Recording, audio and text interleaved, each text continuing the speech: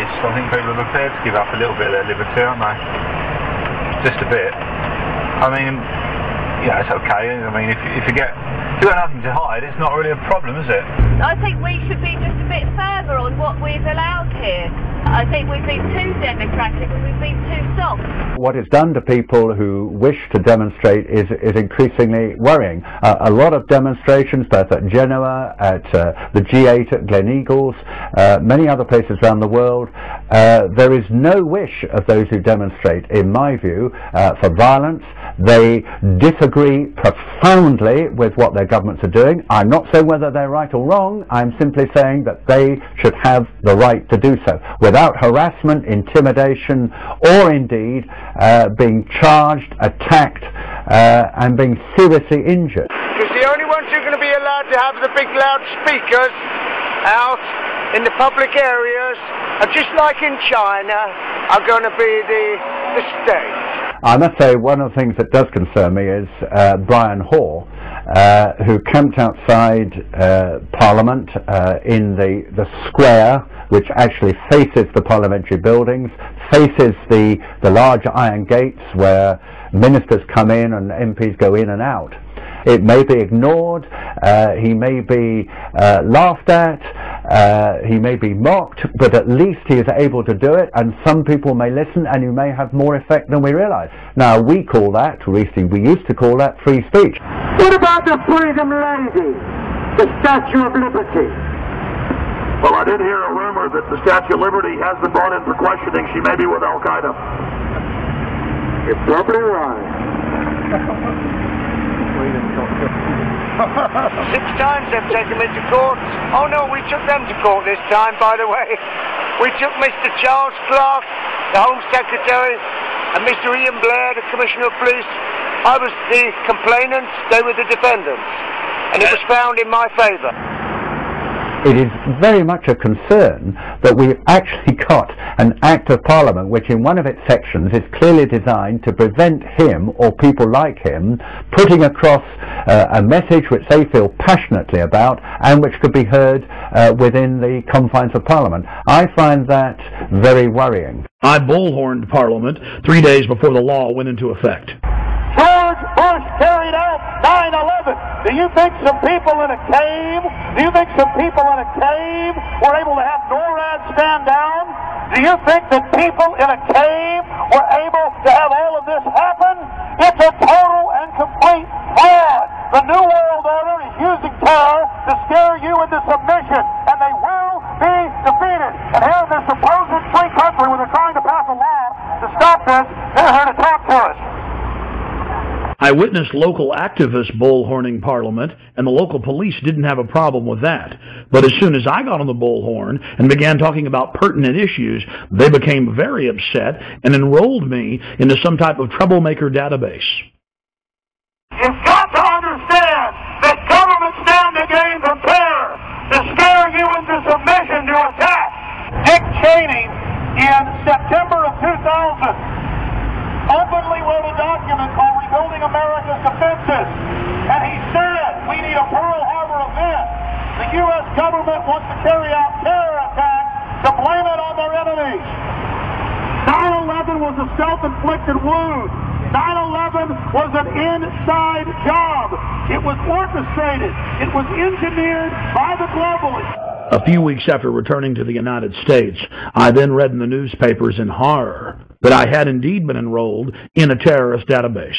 The identity cards, the compulsory identity cards that have been proposed for the first time in our history, around about 80% of the British people oppose the introduction of these cards.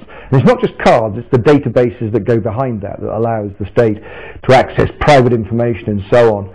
And yet as a result of 7/7, it seems that these things will be steamrolled through our Parliament.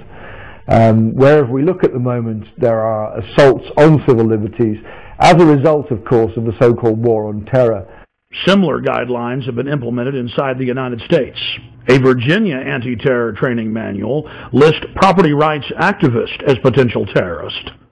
A Texas manual lists those wearing Levi's jeans, having cell phones, and who are, quote, friendly towards the police as potential terrorists. In Arizona, they list those that make frequent references to the U.S. Constitution as potential terrorists. All of these guidelines have been produced by the federal government and distributed at the state level. The federal government itself has told police to be on the lookout for drivers who have road almanacs or driver atlases. All across the planet, governments are restricting free speech and setting up so-called free speech zones to stop their populations from demonstrating. Months later, Paul and Steve Watson came to Texas and joined me live on my radio broadcast to discuss the aftermath of the London bombings. We are joined in studio by Steve Watson and Paul Watson. Guys, you've been in the United States now for about 7 days. How have you liked it? It's been pretty good so far. Obviously, it's all Western culture, so it's pretty similar. When we were in London, I mean, there were so many facets to it. But what was it like to have the police march up to you and tell you to turn your camera off when you were just on a public street interviewing people? Well, I mean, the fear-mongering at the time, we were there right after the bombings, 3 weeks after the first bombings, I believe, but then there was the second failed attempt.